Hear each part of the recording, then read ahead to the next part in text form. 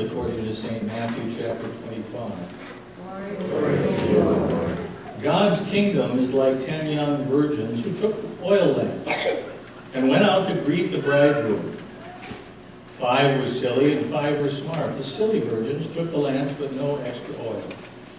The smart virgins took the jars of oil to feed their lamps. The bridegroom didn't show up when they expected him, and they all fell asleep.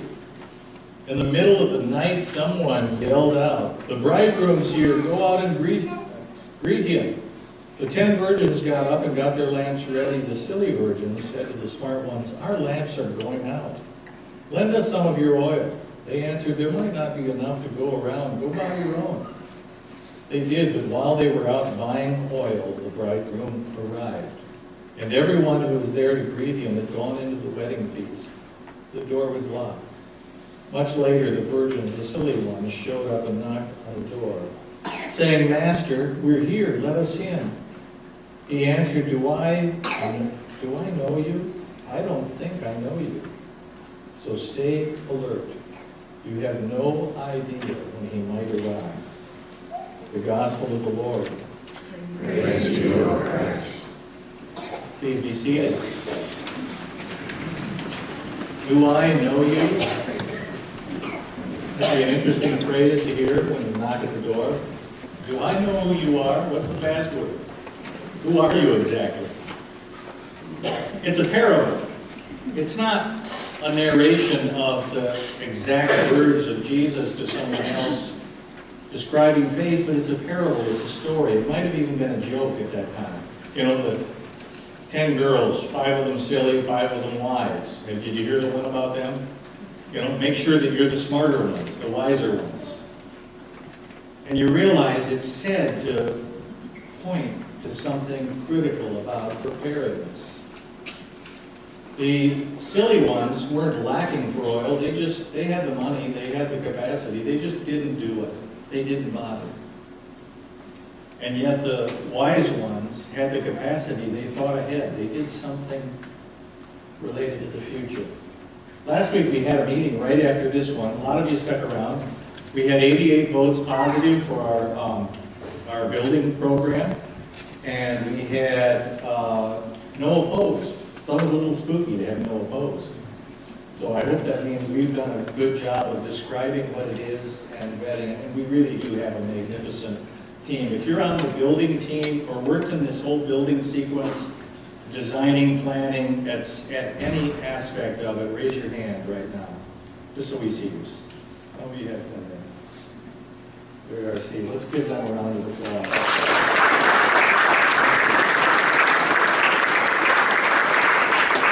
These people have worked hard at this, designing, thinking, planning, strategizing, and have brought together a really great plan. I think that's why it has your support. And it's also one that's needed. It's part of our preparedness. It's part of our thinking forward. And if you didn't get a chance to see the plans, just go to crownofglory.org, and the plans are there. There's also the capacity to donate there if somebody's so moved. But it is online under capital campaign or under building campaign. One of the take a look. Well, I want to talk about that first lesson a little bit. We'll come back to preparedness. And I come to Paul's words to a community that was emerging. They were just trying to figure out what it meant to be Christians in Christian community. And he says it was totally spontaneous. It was entirely their idea. He said, I didn't think of it. And it caught us completely off guard. It explains that this community, had first given themselves unreservedly to God. And then the other giving, whatever else they did, just flowed out of that. There's something non-coercive, there's something gentle, there's something that tugs at you in the middle of that. That when something happens in the community that's really of the Spirit, it doesn't feel forced. It doesn't feel put upon. People don't feel hopefully burdened by it or troubled by it. It's just all about life emerging out of our community in a direction that has life and has life. and has strength. That we're able to give life with it. A year ago, we started a process that decorated the sanctuary. Remember the leaves? And the leaves stretched. By the time we did leaves all year, pretty much. And we brought forward leaves that had to do with what do we love about Crown of Glory, what do we hope for, what gets in our way, what are we afraid of, what makes us happy, what gives us joy. And through our fall campaign, our giving campaign, as well as Lent, as well as opening Hearts, Hands, Home, that had to do with our building, we built and flowered these walls, and it was kind of fun. I was sad to see it come down. Dennis finally said, we got to do something with that. We got to pull it down. I said, well, what can we do? And then in researching that, Dennis found a website called Wordle. And he took your words, all your comments, and he put those in a file, and he sent them into Wordle, submitted them, and they came out this way. Basically, And if the words are larger in that image, it means it happened more often. If they're smaller, it happened quite a bit, but less often. And it was sort of a sorting and a prioritizing. It's a little impressionistic, but people, this just came out of you. It came out of your hearts. It came out of what you noticed about the congregation, what you valued about this community, what you value about your faith. I want you to open your bulletins now. Open your bulletins to that image. I hope you have enough light in the room, and I want you to look at that image and find 2 or 3 that surprise you, jump out at you, seem significant, that just seem important to you. I want you to pick 2 or 3 of them. Just look it over. See what jumps out at you.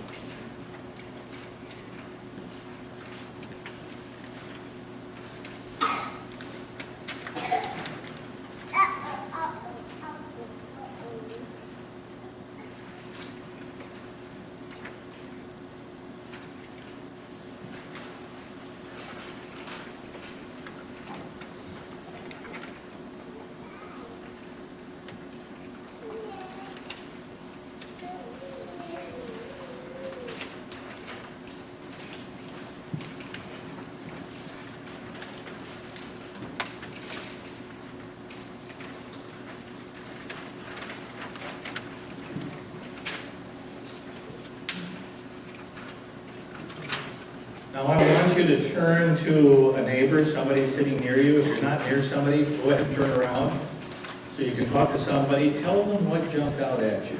Tell them what jumped out at you. If you got a comment about it, that's great, no pressure. If this freaks you out, you can just sit and meditate on it.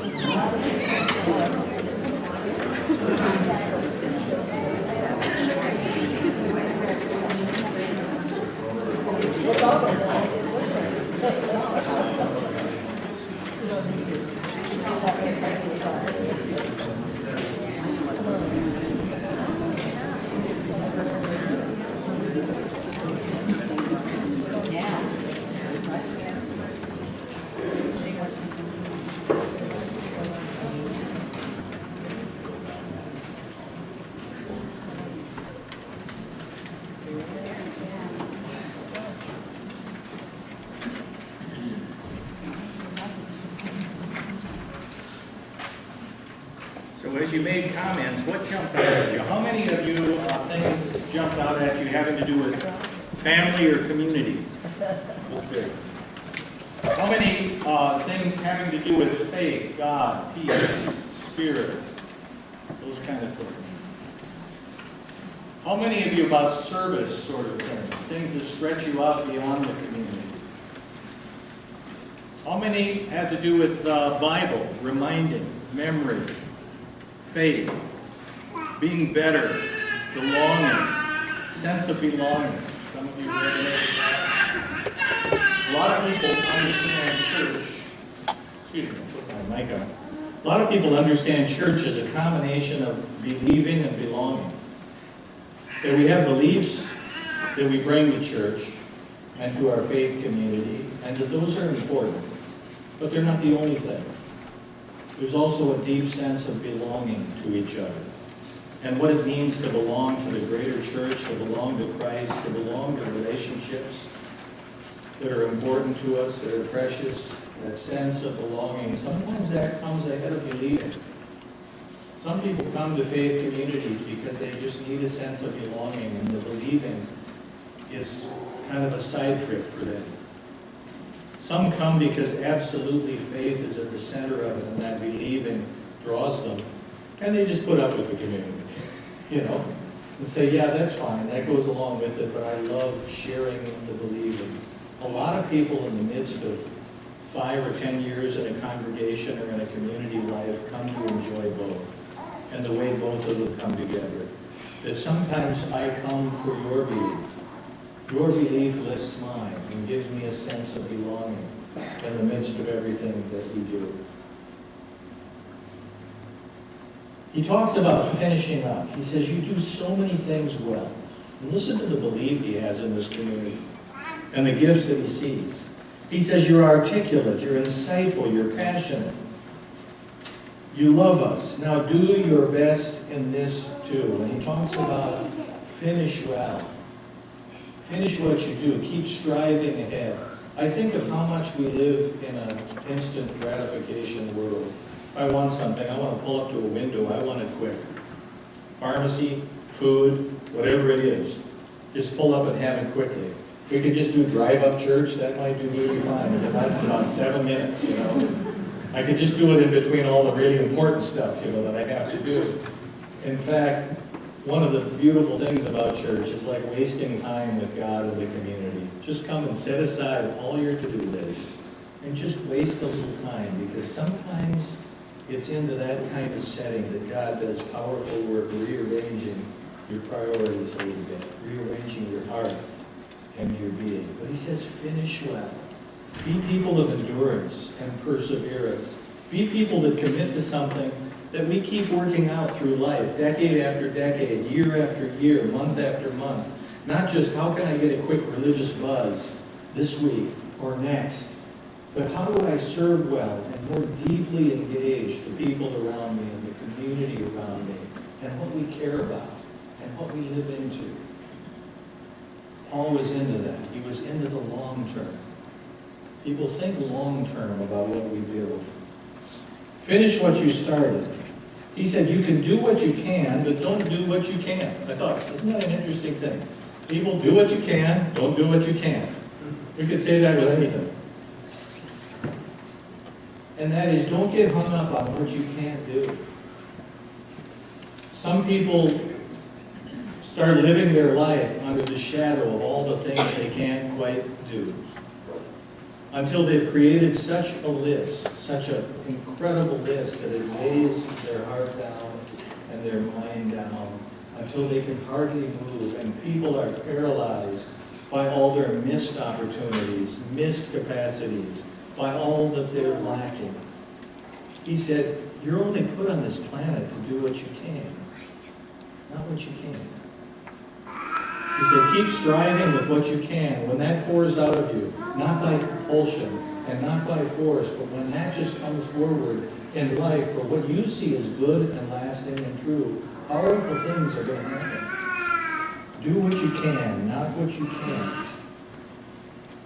And then he paints this picture of this remarkable economy. People have all sorts of economic theories. The Bible has all sorts of economic theories. They may not match your political ones. They may not match your wishes, your desires, your hopes, and your dreams, but they're powerful, and they are there. You didn't make them up. But he says, your surplus, he says, do what you can, not what you can't. And then he says, you're shoulder to shoulder with those who are near you. Your surplus matching their deficit, their surplus matching your deficit. In the end, you'll come out even. The goal in life is to come out even. We all go away from life with the same thing we came in, whether you are a billionaire or whether you are on food stamps. And he says, at the end of this great journey, you'll be in the same place with anyone else on the planet. Absolutely the same place. It's you and God. And you can play all the other games and all the other enterprises and all the other things that you want to do in your 70, 80, 90 years. But when it comes down to it, it all balances out. It will be the same. Realize that. And he said that's the grace of a community, where people share, where people are mindful of each other, where we nurture our sense of enterprise and opportunity, but we also realize that's not the last word in God's love.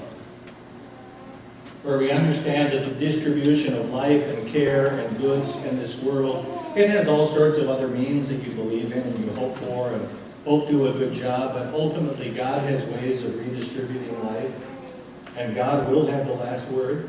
That's just the way it will be. When you dial the clock forward 100 years or 1,000 years, or to the end of your life, you come into life with exactly what you believe. What are you going to do in the meantime? What's really meaningful now? What's really significant now? What will make the difference? And when your head rests on that pillow, what will make the difference in how your heart is full? And how you feel not only full, but complete, that you fulfilled the journey well. And he has a picture that we fulfill it for each other. We bring what we need, we bring also what we lack, and it will all balance out. And in God's kingdom and God's economy, that will work out. Let's talk about preparedness. Just to turn a corner, it's not necessarily about God's economy, but it's about how we live that economy. And he talks about the 5 silly girls and the 5 wise girls. We're glad there's wise girls there too, and we know a lot of wise ones around here. And that wisdom was that they were prepared, that they thought ahead. And the silly ones didn't really quite think ahead. They just launched into the event. It's like heading out on a run without a canteen. It's like without a beverage. It's like doing a lot of things that we do, though we compensate for it. And you think of what it means to be prepared, and sometimes when people think of being prepared, we think of our scout days. How many of you were Boy Scouts, Girl Scouts, Brownies, something like that? And the motto was, be prepared. And part of being prepared was knowing your knots. It was having a scout knife. I always loved the scout knives, that had all our little gadgets on it. Like you could accomplish anything. You put back together a device or whatever it was. And just the idea that we wanted to be people who were resourceful enough when something happened, we'd have something to do. Some way of fudging things together. And that if we found ourselves stranded in the wilderness, we'd at least have enough sense to not eat the poisonous stuff.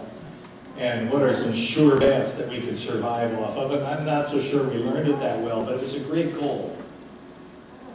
It was a great goal being prepared. So sometimes it was really being prepared for disasters and trying to avert them. A book showed up on my doorstep, and it was what to do in cataclysmic circumstances. If you're falling out of an airplane or if you're doing whatever. It was like how people have survived on this. And my first impulse was, I got to read this book. If I memorize all these, and then you start thinking about the odds of them happening. It's like 1 in a million for these. What to happen when the lightning strikes, or when, I shouldn't say that. Maybe someone of you has been struck by lightning. But part of what I'm trying to say is that we spend a lot of preparedness trying to avert disaster. Preparedness is also preparing for blessing. It's also preparing for the amazing things that can happen for people who share their lives and share their hearts and share of themselves and give themselves so deeply that community that they're a part of, that faith community that they're part of, becomes a beacon, not just for them and their children and future generations, but for the whole community around them. For people who are lacking, people who are struggling, people who are wounded, people who are broke, people who are disturbed, people who have more stuff than they know what to do with, but they don't know where real life is, people who don't know what they're hungry for. They just have a general appetite for something. They're trying to find what in life makes them feel rich and full and complete. And we are a community of people who lift up a teaching for a new way of seeing and living. That when people understand it, it's not about decimal points. And it's not about bank accounts. It's about people living into each other with a power and a capacity that drives us and holds us and carries us. I saw the movie Interstellar yesterday. Highly recommended. Takes about 3 hours. Matthew McConaughey was the star of it, and I think does a really good job. But it is one of those movies that may sound like a goofy, science fiction sort of thing, but it's got a powerful message about how people connect with each other. And I'm not going to spoil it by saying much more than that, but think of what draws us together and gives us meaning as people on this earth, in this community, in your families, in our churches, in our faith communities. We lift that up because we know that God intends far more than just averting disaster. That part of the fullness we feel is the full blessing of our baptism and our life together. The Lord be with you. Lord God, you shower into our lives an abundance in the whole community that we can hardly fully understand. And yet some still lack, some are troubled, some are hungry, some are disturbed, some are anxious, some have all the goods that they could imagine and yet don't have a happiness of spirit and joy. Sometimes we come to envy those with pure hearts and those with a sense of life that is drawn deeply from you and from the wellspring of your Spirit. Help us to be those people and to know the fullness of life that you have laid out before us. Help us to know what it means to give life, and to be life-giving to others. In your holy name.